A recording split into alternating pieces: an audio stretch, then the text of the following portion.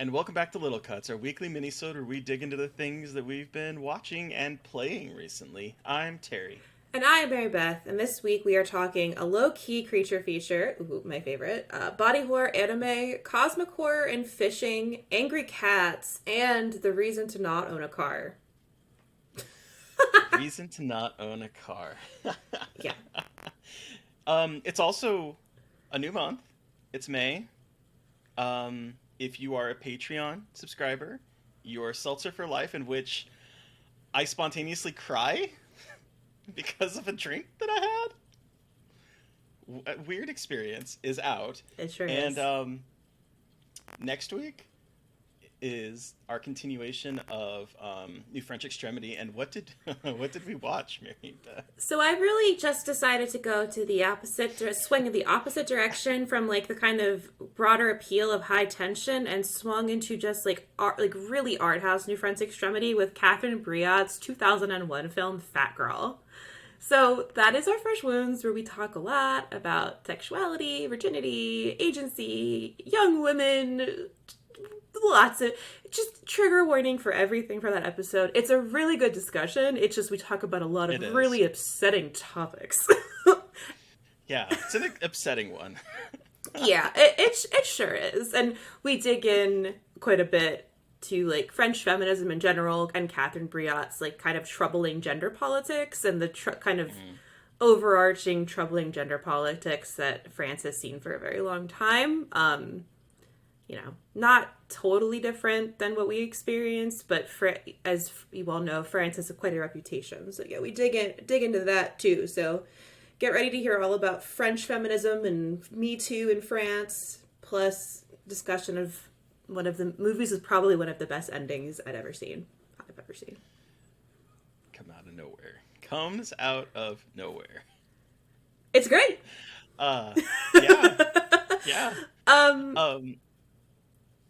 So let's start off with I want to hear about body horror anime. Okay. I'm always the anime plug on this show. I don't watch as much as I wish I did, but I have a new obsession. It has just started. We are 6 episodes in. It is called Hell's Paradise, and it is on Crunchyroll with the new episodes every Saturday. And let me tell you that this is, if you like Annihilation, it's definitely got Annihilation vibes. So the premise, this takes place in the Sengoku period, I believe, in Japan. So this is a period piece. The Sengoku period of Japan, which was 15th and 16th centuries of Japan, and it is following he's a samurai ninja, kind of. His name is Gabimaru, and he has been caught and sentenced to death, but before he is beheaded by a swordsman named Sagari, he is invited to this gathering with the I think it's the Emperor. Where basically he's like, we are asking you, these like terrifying criminals, to go to this special island to find the elixir of life. And if you can bring back the elixir of life, you are fully pardoned. And cool, great, awesome. But this island is fucked. They reveal a body, and it's a guy who's still alive, but he has flowers growing out of his eyes. He's slowly turning into a plant and is like mumbling to himself. And sure. Oh yeah. It's nuts. And so basically they say the prisoner Gabimaru and his Asaman, who is executioner Sagiri, are paired up, and they go to this island with a bunch of other criminals who have storied pasts of all different kinds. And they get to this island, and this island it looks beautiful, but like the butterflies have human faces, and their stingers make you hallucinate. There are centipedes with human faces. There are these weird creatures that it's like a man with a giant fish head and 6 arms. It's just like these bizarre creatures that kind of look like gods, but they're not sure what they are. And so we are 6 episodes in, and we have no idea what the hell is going on, but it is like monsters and gore. And a lot of anime isn't like super, super gory. There's also a lot of fighting, but this one is like people getting sliced open, terrible ways of dying, and it's like incredible. It's so beautiful. Like the animation style is absolutely gorgeous. It's from Mappa, who do a lot of like pretty well regarded anime series, but it's this like fascinating story with with all this body horror and these weird creatures. But then there's also like Gabimaru and Sagiri kind of like feeling each other out, and it's not really a love story between the two of them, but they like Gabimaru is trying to not be so hardened emotionally, and Sagiri wants to be more hardened emotionally, so they're kind of like feeding off of each other in this really interesting dynamic about like emotional links to violence. And also Sagiri is the only woman in her clan who has been been granted the title of Asamon, so there's this really like power dynamic shit going on of men being like, you don't know what the fuck you're doing, and she's like, eat my ass, yes, I know what I'm doing. Yeah, she, in direct quote, she says, eat my ass, you know, like in anime. Oh, does she really? No, I wish she did. Oh. No. This is very much like, this is much more like flowery language, but like, it's really pretty, and it's just really good, and it like contrasts this like kind of flowery kind of class stuff with just outright gore and body horror. So it's really good. I'm watching the subs, so there's 6 episodes of the subs out, but the dubs there's 4 episodes out. Okay. And the dub is good. I prefer subs. But it's on Crunchyroll. It's really awesome. So if you like anime and you like horror anime and you like want more gore in your anime, definitely do this one. Gabimaru like can like rip out people's throats, and they show him like ripping out people's throats with his bare hands. So gnarly. It's good. It's real good. I really need to try to get into anime. A lot of my friends like it. I just I don't know. I need to try it. I think people have a lot of preconceived notions about anime, and like, to their credit, some of those notions are correct. Like, it's definitely can be very horny and pervy, but there's also such good shit too. And like,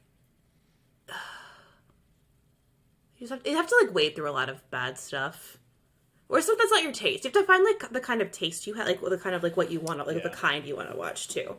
And like, yeah, I don't know. Anime is so cool. Scary anime, especially.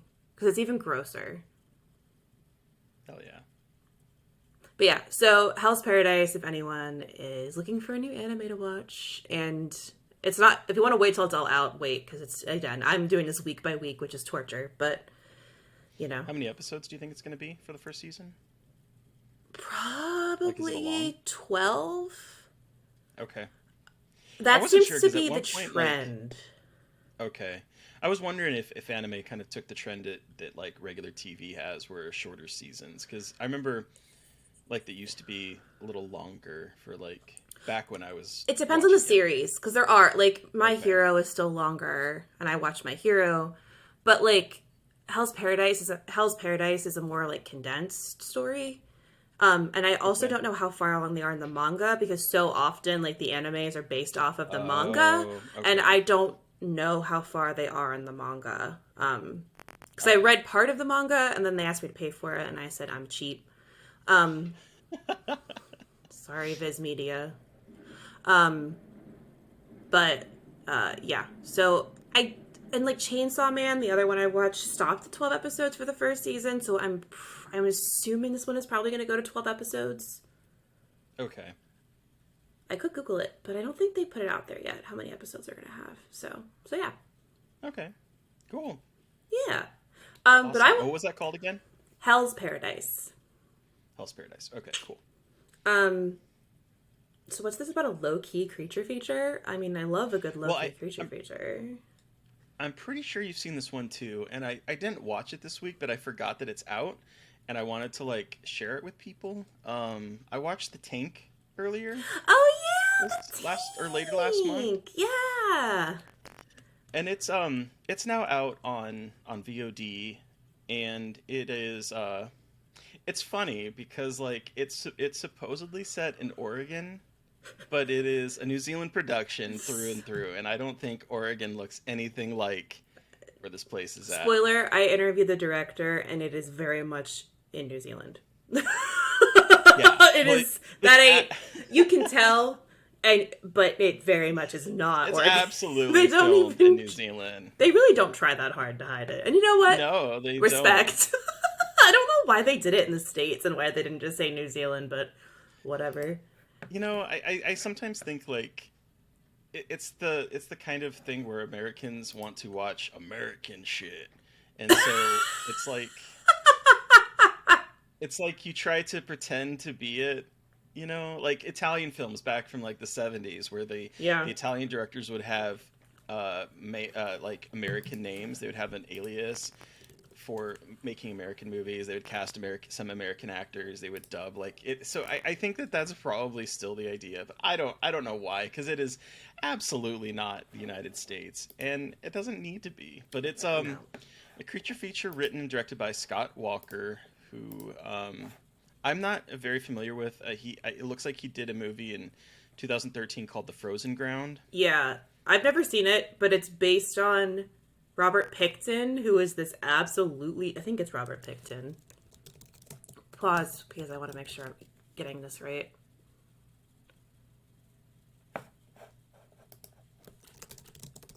Is it Robert Name is Pickton? Robert Hansen in the movie, but I don't know if that was a changed name. You know how they sometimes do. Yeah. Oh no, it is Robert Hansen. I'm so sorry. I got Robert Pickton and Robert Hansen mixed up. But Robert Hansen basically kidnapped women and then brought them. He was in Alaska, would kidnap women and then like let them loose in nature and then hunt them. Jesus. And like he did it to, I think he did it to like I don't know if it was him who did it to a lot of indigenous women, but like, yeah, this guy was fucked. So Scott Walker was like, yeah, this is a good movie idea. Anyway. Yeah, so the tank, it's a creature feature, and it has like the effects work of Weta from what I remember. Yeah, Richard Taylor from Weta, who was like pretty big. Yeah, and so it has like, it's a small movie. It's set mostly in one location with the surrounding like countryside-ish. It has a relatively small cast, but it is about a man and his wife and daughter who ends up somehow inheriting an abandoned coastal property that he didn't know he had, and he goes there and there's like this big water tank out back, and he opens it up, and somehow there is like a Demogorgon meets salamander meets something else-ish type creature that's living in there, and it's basically kind of like a home invasion film of them dealing with this creature that is hunting them and people in the area, and it's very low-key. It's a little slow, I would say, in spots, but I think the creature design is really good, and I think it's good for what it's trying to do. I really enjoyed it. I did too. I was really excited about it because the trailer looked really good, and because like creature features can be so hit or miss, but Richard Taylor and the Weta team did it, and so you knew it was going to be good. But it is, if anyone has seen The Hallow, the Irish film by Corin Hardy, it's got similar vibes. And there's not crazy neighbors, but there's a lot of them like cleaning up the house, learning about the guy's family trauma, and like it's the atmosphere around it makes up for some of the slowness and picking up to the monster, because like they don't hide the fact like this is weird and like there's something just bizarre happening. So like the dread and the atmosphere they build up around it is really good, and then when you see them, like, start seeing the monster, it's awesome. And I spoke to Richard Taylor actually, who did the costume design, and that's a woman in that suit. There is a woman who's 4'10". Oh wow! Because they wanted to do it as a suit because they wanted to have like Scott Walker wanted more freedom in terms of like what they could do. And since there's a lot of water in this movie, that's not a spoiler. It's from a tank. They wanted more freedom, so they made a fucking silicone suit and put this woman in the suit, and she had no visibility, and this motherfucker is just like thrashing around in a suit. She was in a suit. That's amazing. Isn't the coolest thing ever? Like there was a little person in that, and she was this like, Yeah, it was a woman.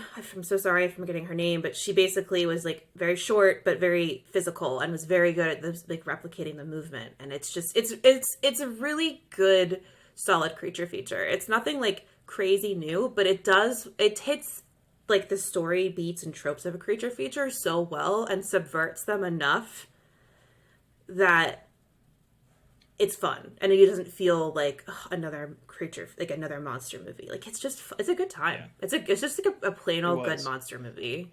It's kind of gross. It also helped that I watched it after watching The Black Demon, which is not a recommended movie. The shark movie. Yeah, that yeah. That was not a good movie, but this is a good time.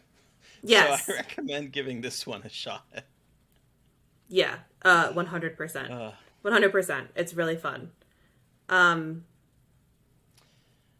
but yes. well, let's talk about Angry Cats. Angry Cats. Okay, so let me just pull up his name so I don't forget it. So as part of Fantaspoa, I requested a movie called Mad Cats.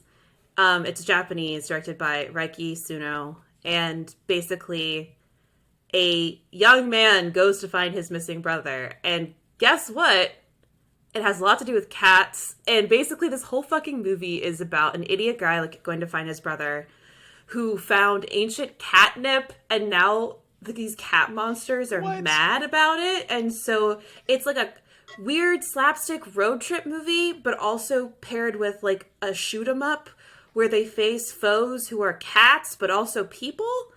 And the only reason you What? know they're cats is because their mouths are a little bit upturned, and like every time they get hit with a bullet or something, there's like a sound. Um, and some of the cats come back because cats have 9 lives. And then also, these cats are kidnapping and torturing irresponsible pet shop owners for treating cats poorly. Okay, but why are we killing him then? Because that sounds like a good reason for cats to But go then, like mad. the other ones, like they get like when they're on the catnip, they get. It's really not quite clear, to be perfectly honest with you, like why they're both killing bad Trying people to bring and logic to a movie called Mad Cat about cat people and cat ancient yeah. catnip. I So mean, like, I wish I could explain to you like exactly what this movie is. I don't fully know, but it was really funny. And like, there's these moments where they're just watching people fight and there's no music in the background, and it's my favorite because like they'll make this epic fight choreography and then it'll just cut to them watching them like hitting each other with no music, and it just like kind of pulls like makes fun of also like action movie. This whole thing feels like this guy wanted to make an action movie, but it was like, how can we make it the most ridiculous action movie ever? And this was what he came up with, and like I respect that. that's amazing. Yeah, it's like not. I want to see it now. Yeah, it's really weird. It's really bizarre. But like interesting. I have absolutely no fucking idea when any of this is going to happen. Like coming out wise. But yeah. Yeah, Yep. That's Mad wild. Cats. But then I also know that if people listen to last week's episode, you know that we were going to talk about a game this week, and so we were talking about Cosmic Horror and Fishing, Terry. Which game is this? We're talking Dredge, man, and it's I know you're a lot farther in it than I am, but good gravy. You play as a fisherman who shows up at this island town with this big lighthouse after you've kind of crashed your boat, and the mayor is like, "Here, have my old rickety boat. It kind of sucks, but you can have it, and then go fish." And like you basically start fishing, and it's kind of an inventory management where it's almost a little Tetrisy, where when you go fish there's like a fishing mini game and you get a fish and it isn't a specific shape like an L or like a long three space straight line, or even weirder designs later on, and you have to kind of fit them in your limited space that also has room for a propeller and your fishing tools and nets if you have them. And so it's basically kind of that. But then there's also cosmic horror because you start to fish and sometimes you get a weird ass fish that is mutated, and they say don't stay out at night. And if you stay out at night, your sanity starts to drop, and weird things start happening. And so it's sort of like a cozy horror game, but also not at the same point. Yes. And it's a whole lot of fun. I know you've been obsessed with it. I've been hyper fixated on this game since like last week we talked about it. I bought it and I'm almost done with it. It's not a long... I'm like, haven't upgraded my shit much or anything. Well, it's not a long game. It's not super long. Yeah. I wish I could tell you how many hours. I'm slow. I've been slow at it. But it's like probably like a 12, 15 hour game if I'm being generous, I think. If you want to do the full like 3 or 4 story, like hours do the into it. full storyline. So I love fishing, like in general. Like I grew up going fishing with my family. I haven't gone fishing in a long time, but like I love going fishing. My stepdad's family had a farm where they had like, it was like a shitty little farmhouse, like dilapidated, and a little pier, and we would go there all this time in the summer and go fishing, and like I would catch eels, Like saltwater?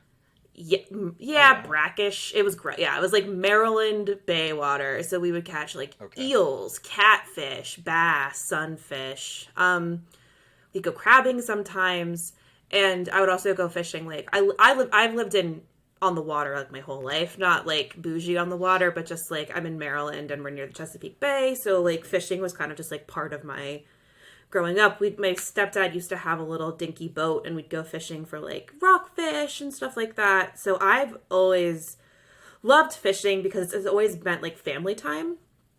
And then I love fishing like mini games. So I was like, and the Cosmic Horror is so much my shit. So I was so excited. And what I love about this game is that like there's no combat.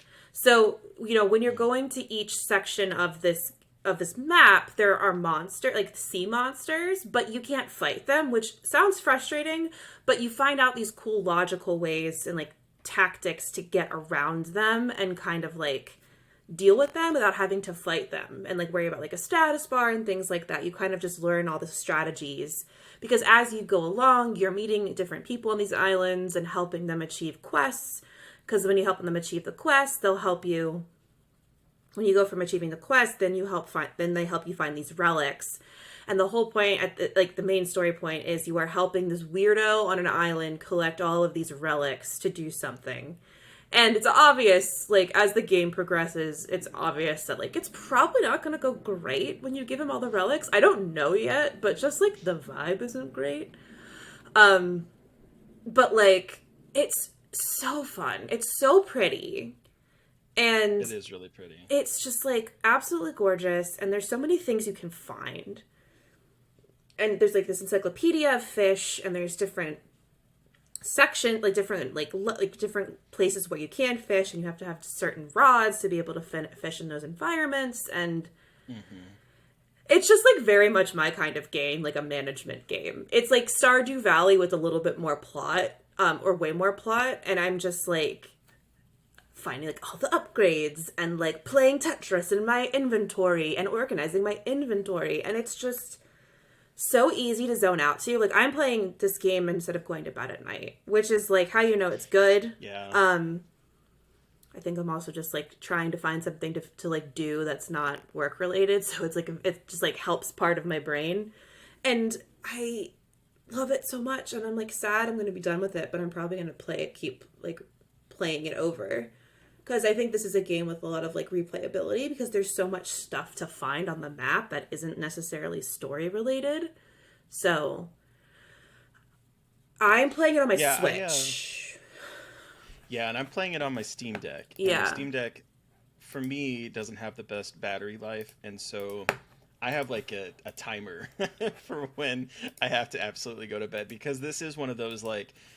I was laying in bed last night as I was playing it, and I really had to go pee, but I was like, I need to go deliver these fish. And so I went to deliver the fish, and I was like, I can go one more round and go out looking for fish. And that went on for a good 20 minutes before I was like, okay, I really need to go pee. So there's that, but then like last night I also got to an area, like I decided I'm going to branch out, because I've been keeping around this very small little archipelago, not arpeggio, that's music, archipelago. and I haven't really ventured too far out. And last night I ventured out to an area that I really had no place to. I really should not have been yet. I don't think. And I got like attacked by these red fish that just kept slowing my ship down. Oh, yeah, yeah, yeah. Wait, where were you?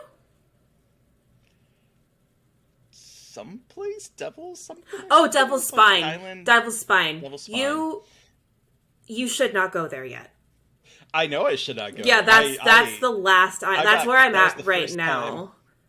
Time. Okay, that was the first time I died in the game because the fish, like, I hit something and when my engine was broken, wasn't doing so hot, and like then the fish came and started slowing me down, and then this big ass fish just came in.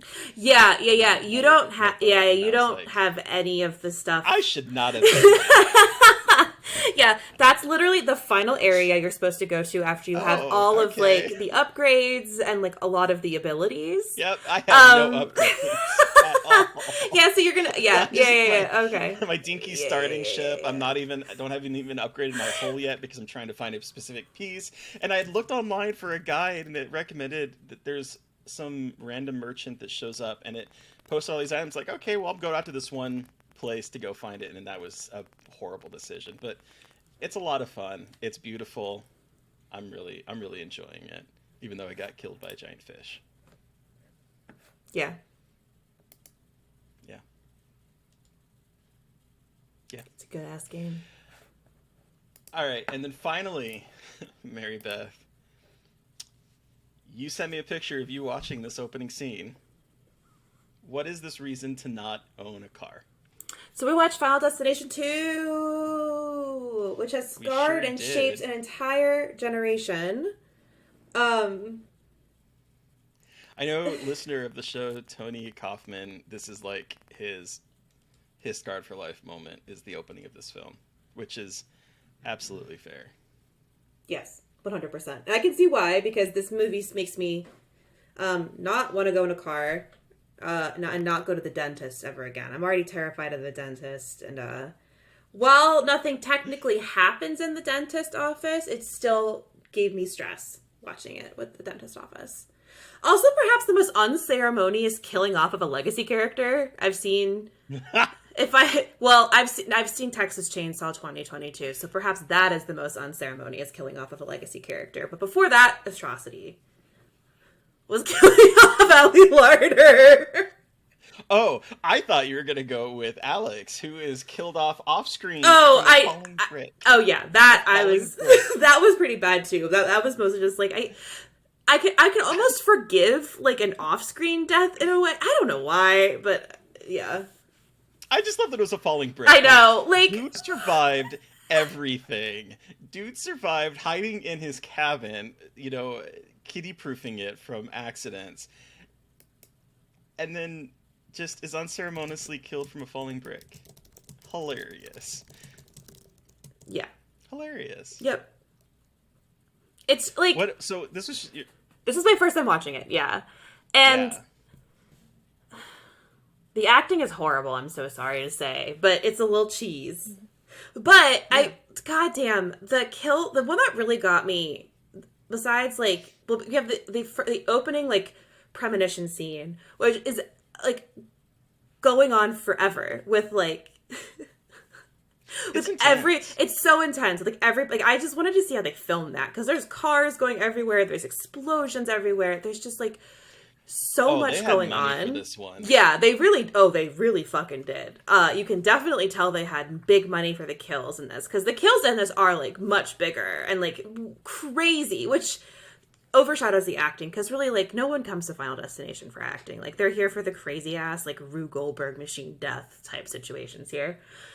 And like, I mean, just from like the fucking when her when like the main girl's car flips over and people's like hair and arms are sticking out of the windows as it's flipping over, and I'm just like, this is insanity. And I forgot for a second that she has a premonition first, because I was just like, wait, I'm so sorry, what is happening here? And that's what I had in the first one. Yeah, I literally was like, what just happened? Yeah. And the other death that I really loved was when the kid gets squashed by the glass pane. It's so good. It's That is edited so so well. good. Like, disturbingly well. Yeah. Like I rewound it a few times. It's like that kill is so good. Like it's obviously like a sack of blood in there when it's edited, but good lord, it doesn't look like it. It is edited so well.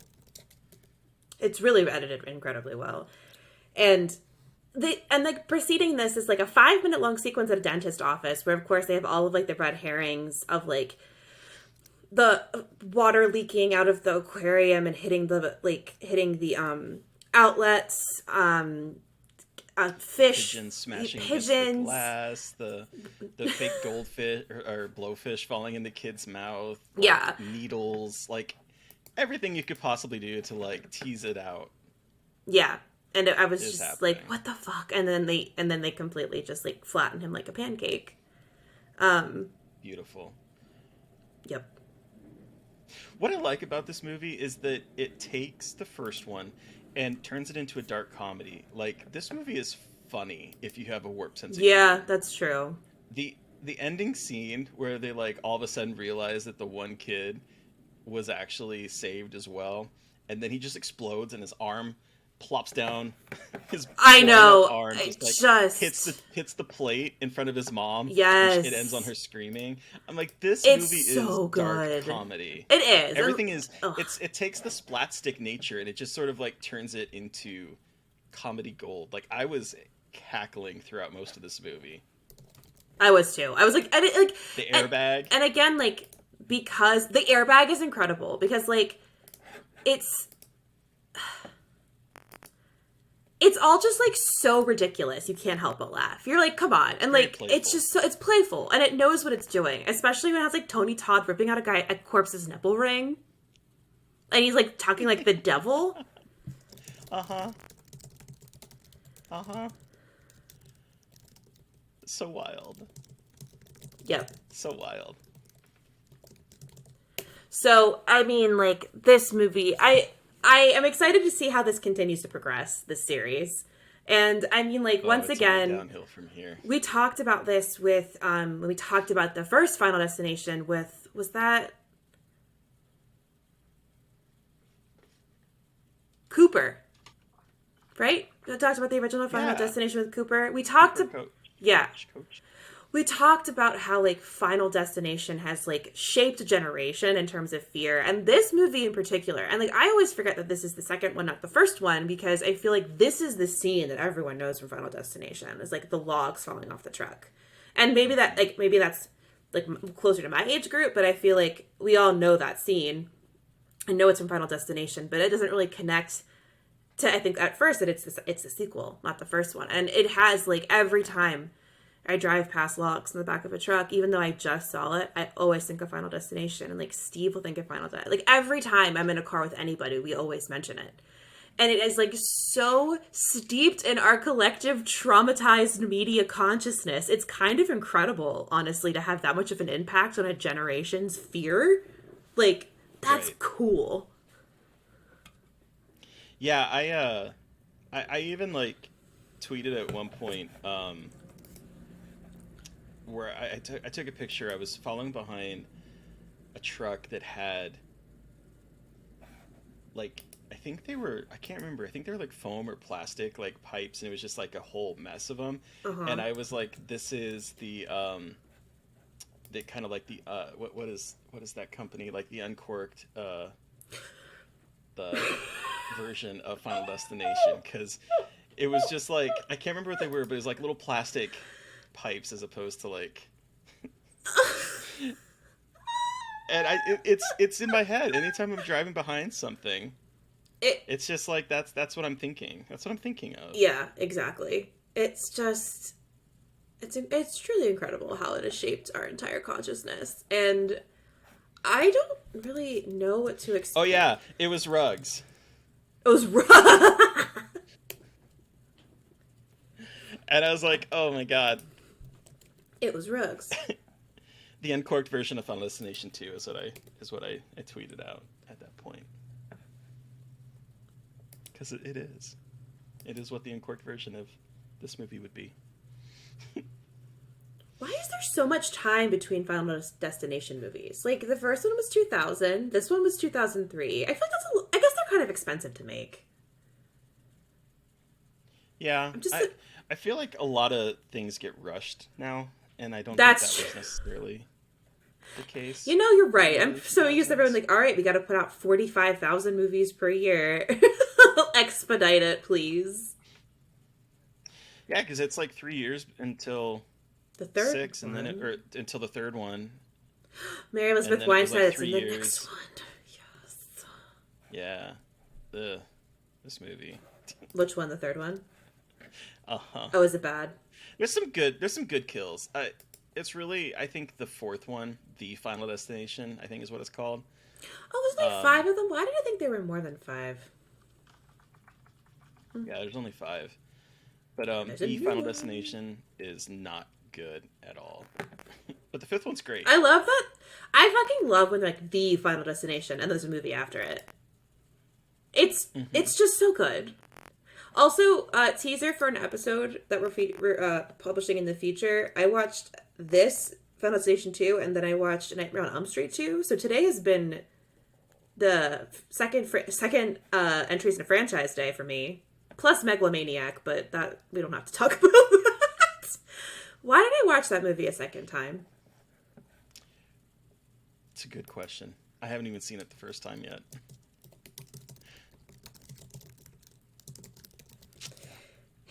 Well, that has been our week in movies and video games. Literally all I've been playing is Dredge. Like, we're lucky I watched anything this week, to be perfectly honest with you. But it's because I have to work, and so I can't just play video games all day, unfortunately.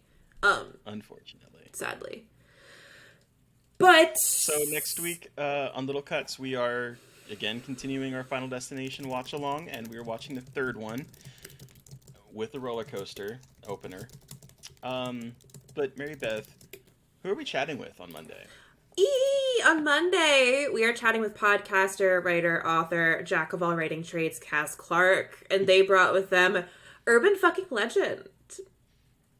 We go a little off the rails about urban, like literal urban legends, but it's really fun. I promise.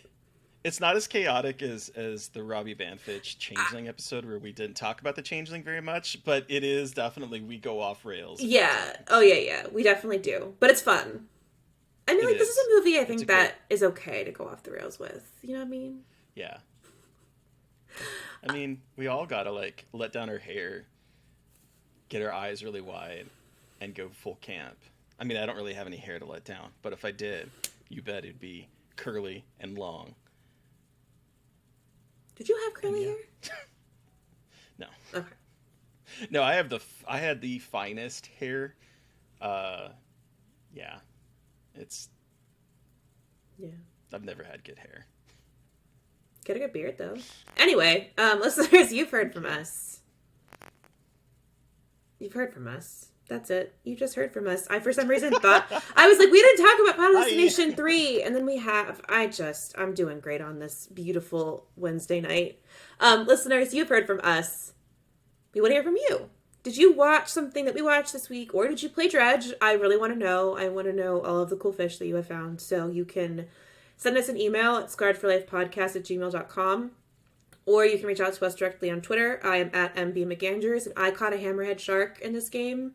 So, I'm good. I'm at Gaily Dreadful, and I was there when someone caught a hammerhead shark in real life. Yeah, right. Cool. I like that. And I was so thankful I was not the one that caught it, because that bitch was hard to reel in. I can fucking imagine. It was definitely super hard to reel in on my video game on my Nintendo Switch. Anyway, and also don't forget to follow the podcast on Twitter at Scarred Podcast. And please don't forget to review, rate, and subscribe. It's been a moment since we've had a review. I would like us to have some more. That'd be really nice. And if you want to help support us, we have a Patreon. We have a new Fresh Wounds episode. Last month was High Tension. This month is Fat Girl. We are just moving along and building up all of those movie episodes, so come join us. I don't know why I did this. And then you can see the cool faces I make. Thank you to Eric Power for artwork. Speaking of Eric Power, go pre-order Attack of the Demons of Vinegar Syndrome. We did a commentary track on it. Thanks. And just to let people know, because I think this is going to be important for you to know, and yes, I am slowly vamping as I pull it up. As of today, as of this recording on Wednesday, there's only 511 copies left of the limited edition of Attack of the Demons, and there's only 433 of the standard edition. So get on it. Get on it. We did a really, really good commentary track. Yeah, we did. And it's only been up for pre-order since Monday. Yeah, it's a really, really good commentary. I'm really proud of it. We worked really hard. So we did. And obviously Eric and Andreas made an incredible movie, and they worked very hard on the movie. Absolutely. Yeah, no, absolutely. Yeah, whatever. But we recorded a 1 hour long commentary track. Definitely would have it without their incredible film. So please go check that out. Pre-order it. You won't regret it. There's some really cool stuff on there, and it's an incredible movie. So yeah, they put together a really nice package, I think, and it looks really cool. I'm so proud of them. I'm so proud of them. We love them. So thank you guys. Thank you to Sean Keller for music. Thank you everyone for listening and supporting us. As always, please stay safe out there. Most importantly, stay creepy. And until next time.